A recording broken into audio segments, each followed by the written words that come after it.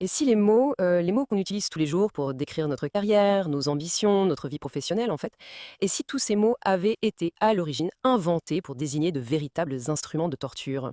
C'est une question qui met tout de suite dans l'ambiance. Ouais, c'est clair. Et notre rôle ici, en tant que guide impartiaux, ce n'est ni de valider ses propos, ni de les rejeter. On n'est pas là pour prendre parti. Absolument pas. On va purement disséquer la philosophie et les mécaniques conceptuelles que l'auteur soulève.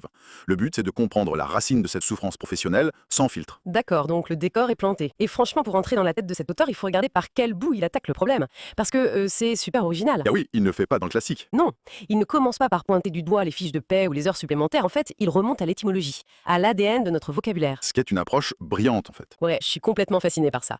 Il y a un proverbe qu'on entend sans arrêt, presque comme une loi de la physique, tu sais.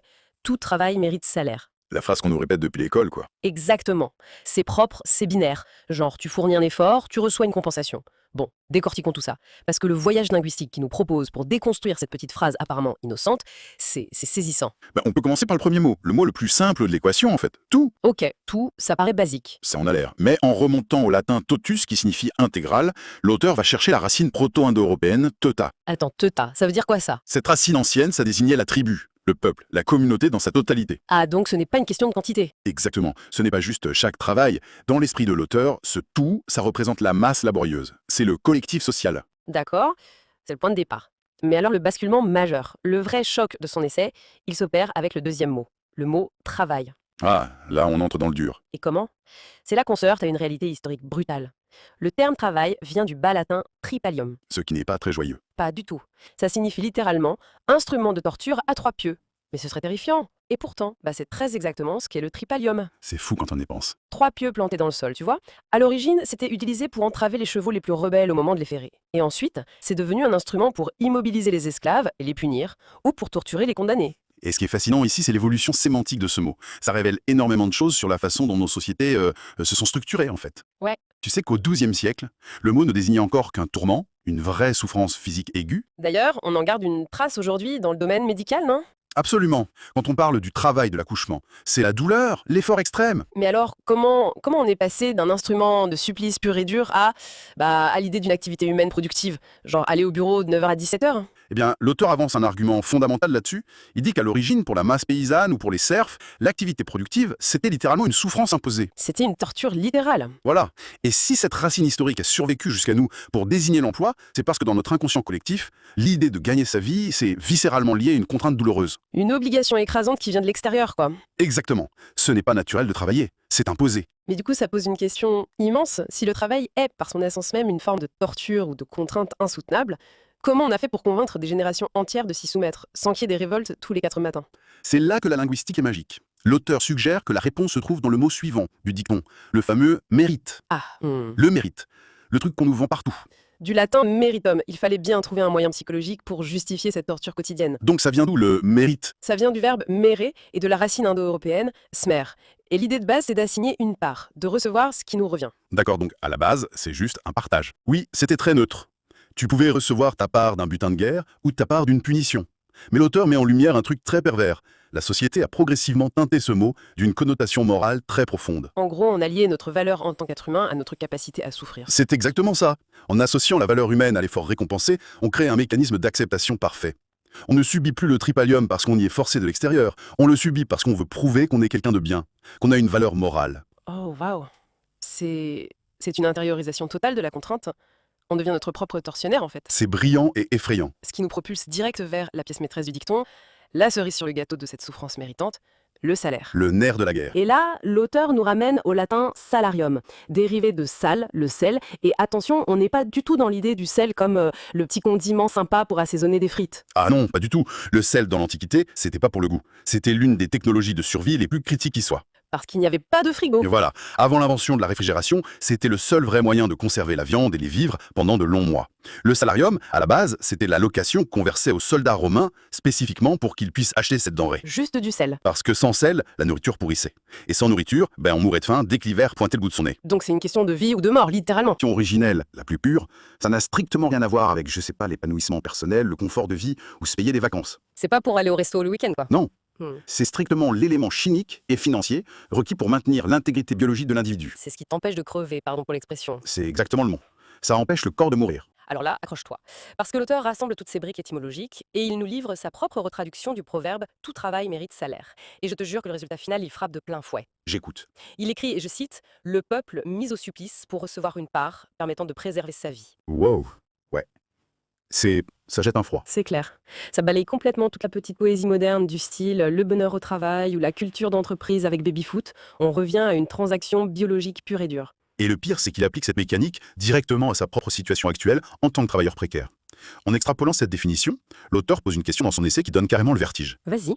Il se dit, puisque la fonction fondamentale de ce salaire, c'est uniquement de maintenir ma machine biologique en état de marche pour que je puisse retourner au supplice le lendemain, pourquoi la société refuse-t-elle que je meure? Ah la vache, c'est d'un cynisme. C'est noir, oui. Il demande, s'il n'y a pas d'autre finalité que de survivre pour travailler, est-on obligé de vivre? Et surtout, au profit de qui cette survie est-elle organisée? Ça soulève un énorme problème sur la finalité même de notre système économique. Si l'effort que fournit le travailleur de terrain n'a pour seul but que de reconstituer sa force corporelle, ça veut dire que son existence n'est qu'une variable d'ajustement. C'est une aliénation ultime. La vie humaine n'est plus du tout une fin en soi, c'est juste un moyen d'entretien pour une structure productive qui nous dépasse totalement. Et justement, si on suit cette logique, où le travailleur est maintenu tout juste en vie par le salarium pour continuer à subir le tripalium, comment cette conception de l'Antiquité, elle se traduit aujourd'hui, genre dans l'organigramme d'une entreprise moderne? Et ben c'est là que ça devient vraiment intéressant. L'auteur fait un saut conceptuel qui, franchement, ne laisse pas indifférent. Il va chercher la définition historique et juridique dans le dictionnaire pour le mot esclave. Et il la superpose aux dynamiques du management actuel. Oui, il fait ça avec une grande minutie. Il détaille les critères de l'esclavage. D'abord, le statut de l'individu considéré comme un bien meuble, un objet qu'on peut acheter ou louer. Ok? Ensuite, il souligne la privation totale de liberté, le travail forcé, l'absence absolue de droits civils ou politiques, et le fait que tes enfants appartiennent au maître. Bon, jusqu'ici, on reste vraiment dans une description purement historique d'un système qui a été aboli, heureusement. Tout à fait. Mais c'est là qu'il arrive au troisième critère de sa définition holistique, la dépendance absolue. Historiquement, l'esclave est soumis à l'autorité totale de son propriétaire. Ce propriétaire a un pouvoir de direction et de sanction qui s'exprime la plupart du temps par la violence physique. Et c'est à ce stade précis du texte que l'auteur prend cette définition, il change juste quelques mots, et il la plaque frontalement sur la réalité d'un employé précaire d'aujourd'hui. Qu'est-ce qu'il écrit exactement? Il écrit « L'employé est soumis à l'autorité totale de son patron. Ce dernier a un pouvoir de direction et de sanction sur lui, souvent marqué par la violence psychologique pour assurer l'obéissance. Ouais, mais attends, là je suis obligé d'intervenir et de faire l'avocat du diable. » Vas-y, comparé à un emploi salarié moderne, même difficile, même avec un manager toxique, le comparer à l'esclavage historique, c'est une exagération sémantique totale, non? Franchement, c'est la provocation pure. Je te l'accorde, c'est ultra provocateur. Un salarié aujourd'hui, il signe un contrat. Il a un droit de retrait, il peut démissionner quand il veut, il est protégé par un code du travail. Faire ce genre de raccourci, ça risque pas de décrédibiliser toute son analyse? C'est une objection totalement légitime, et je pense que beaucoup de gens réagiraient exactement comme toi en lisant ça. Ben oui, c'est presque indécent pour les victimes de l'esclavage. Cependant, si on relie ça à une perspective plus large, à l'argument central de l'auteur, en fait, il ne prétend pas une seule seconde que le cadre juridique est identique. Ce qu'il décortique, c'est la mécanique invisible de la soumission. D'accord, la mécanique. Son postulat, c'est que la structure verticale du pouvoir, la contrainte, tout ça est resté absolument intact. C'est uniquement la technologie de l'oppression qui a muté. Ah, une mutation de la violence physique vers autre chose. Exactement. Hmm. Le fouet, les chaînes, les châtiments corporels, c'était des outils de contrôle primitifs. Et surtout, c'est devenu socialement inacceptable. Donc l'auteur soutient que ces outils ont été remplacés par une violence systémique et psychologique. Qui est beaucoup plus propre en apparence. Voilà, plus propre, mais tout aussi efficace. La menace aujourd'hui, ce n'est plus le coup de bâton sur le dos. La menace, c'est le non-renouvellement de ton contrat. C'est ton incapacité à payer ton loyer le mois prochain. C'est la peur de la faim, de la marginalisation, la destruction de ton identité par le chômage, en fait. Et l'auteur explique ça avec beaucoup d'amertume. Il dit qu'il se sent physiquement contraint de se courber face à la hiérarchie. Il doit adopter une posture de soumission, baisser les yeux, parce que selon lui, les directeurs ne supportent pas son regard franc, ni sa manière directe de parler. Donc, pour garder ce boulot précaire, on exige la même annihilation de l'ego que par le passé. C'est son ressenti, oui. La peur de l'indigence économique a juste remplacé la peur de la douleur physique. C'est glaçant. Et tu sais, il est tellement convaincu par cette idée de violence psychologique systémique qu'il veut carrément la quantifier. Ah oui, son fameux test. Oui, dans le document, il propose la création d'un questionnaire, un vrai-faux de 200 questions. Et il précise bien, hein, ce test ne devrait être donné qu'aux travailleurs précaires, ceux qui se prennent le système en pleine figure, pas ceux qui sont confortables dans leur bureau. Et les questions qu'il imagine pour ce test, elles en disent super long sur son climat mental. Il propose des trucs ultra directs, genre est-ce que le patron est un psychopathe? Sans détour. Ou alors, est-ce que mon salaire me permet de vivre convenablement? Ou est-ce que les autres me traitent comme leur égal? Et il y en a une, au milieu de tout ça, qui ressort, moi elle m'a fait froid dans le dos. Il demande, Ce que je suis suffit-il? Ah oui, c'est lourd de sens. C'est l'expression d'un doute existentiel profond, tu vois. Le sentiment que quoi que tu fasses, aux yeux de la hiérarchie, tu ne seras jamais assez rentable, jamais assez flexible, jamais assez soumis. Et en parlant de hiérarchie, on ne peut pas passer sous silence la colère féroce qu'il a envers une certaine catégorie de salariés. Oh que non! Tout au long du texte, il nourrit une rancœur vraiment tenace envers ceux qu'il appelle les gens derrière un bureau. L'hostilité est à son comble. Il juge les cols blancs comme étant totalement incompétents, déconnectés de la réalité de la chaîne logistique et même responsables des catastrophes opérationnelles sur le terrain. Il ne mâche pas ses mots. Il va même jusqu'à espérer publiquement que l'intelligence artificielle remplace au plus vite toutes ces professions de bureaucratie. Oui, parce qu'il estime qu'elle n'apporte aucune valeur réelle. Mais ce type d'hostilité, ça illustre parfaitement la sociologie des organisations modernes, hein. Absolument. Tu as le travailleur de terrain, celui qui engage son corps de manière intensive, qui soulève du poids, qui transpire, qui gèle. Et ce mec-là observe les strates managériales qui, elles, manipulent des concepts abstraits, des tableurs Excel, des réunions Zoom. Et pour le travailleur physique, cette bureaucratie s'est perçue comme une structure parasitaire. Des gens qui ne comprennent absolument rien aux lois de la physique ou aux contraintes du terrain, mais qui détiennent le pouvoir absolu de dicter les cadences. C'est ça. Ils ont le pouvoir d'imposer des sanctions. L'auteur ressent un mépris institutionnel de la part de ceux qui conçoivent le travail sans jamais le faire.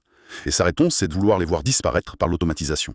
Mais alors comment on en est arrivé à expliquer une telle mécanique de nivellement par le bas? Et là, boum, l'auteur retourne à sa méthode favorite, la linguistique. L'étymologie. Ah, on y revient.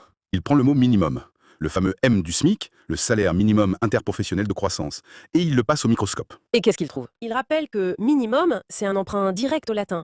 Ça vient de l'adjectif parvus, qui veut dire petit. Ça a donné minor pour plus petit, jusqu'au superlatif absolu minimus, le plus petit. D'accord. Du coup, la conclusion qu'il en tire, elle est chirurgicale. Il dit que le minimum, ce n'est pas presque rien. Le minimum, c'est la plus petite quantité requise pour qu'une chose existe. C'est ce qu'il appelle, avec une formule brillante, l'atome de la mesure. L'atome de la mesure. Cette expression, elle résume à elle seule toute la froideur du calcul économique, tu vois. Ouais, En physique, l'atome est longtemps resté la plus petite particule indivisible d'un élément. Eh bien, en économie, selon cette métaphore, le SMIC, c'est la particule indivisible de la survie financière. c'est ça. Ça veut dire que l'organisation économique a calculé la limite absolue, le point de rupture exact situé juste avant la mort biologique ou sociale du travailleur. Et ils ont fixé la paix à ce point très précis, sans un seul millimètre de marge supplémentaire. C'est le retour en force du salarium de l'Antiquité, en fait. La quantité exacte de sel pour que ta viande ne pourrisse pas. Rien de plus. Exactement. Et ce concept de l'atome de la mesure, ça l'amène à poser l'ultime question de son essai, celle qui agit un peu comme un électrochoc final. Il demande de calculer quelle est la différence de salaire entre, disons, un étudiant de 18 ans qui vient de signer son premier contrat sans aucune expérience, Ok, une personne en reconversion qui n'a jamais mis un orteil dans un entrepôt, ok. et lui, cet expert hyper qualifié, capable de jongler avec 4 palettes à 9 mètres de haut dans un froid glacial. Et la réponse du terrain tient en un mot, tragique, rien. Rien du tout. Aucune différence significative. La fiche de paie nivelle tout le monde au même plancher, et ça soulève une question fondamentale, pas juste pour cet auteur, mais pour le monde du travail en général. Pourquoi un individu devrait-il continuer d'offrir son expertise, de sacrifier sa santé, au service d'un système qui absorbe toute cette valeur, mais qui décide de le maintenir assigné à résidence sur cet atome de la mesure? C'est ouf. Et franchement, le constat posé dépasse largement les murs des entrepôts logistiques. Il y a de quoi se demander collectivement comment notre société moderne évalue le fameux mérite dont on parlait au tout début. Oui, est-ce que notre économie valorise réellement l'accumulation d'expérience et la pénibilité de l'effort physique? Ou bien est-ce que la structure est intrinsèquement conçue pour transformer le travail manuel en une simple ressource infiniment remplaçable? Une ressource qu'il faut écraser vers le minimum légal, peu importe le génie technique de la personne. La puissance de ce document, au final, c'est que l'auteur ne demande ni pitié ni charité. Il procède juste à une autopsie des mots et du système. Il veut démontrer que la logique d'exploitation n'est pas un bug accidentel, mais qu'elle est littéralement encodée dans notre vocabulaire. Quel parcours intellectuel vertigineux! Et du coup, cette exploration nous laisse inévitablement sur une ultime pensée assez provocatrice. Si la définition de notre vocabulaire professionnel porte en elle, depuis des siècles, l'ADN de la contrainte physique et de la stricte survie, est-il seulement possible de trouver un vrai épanouissement existentiel dans le salariat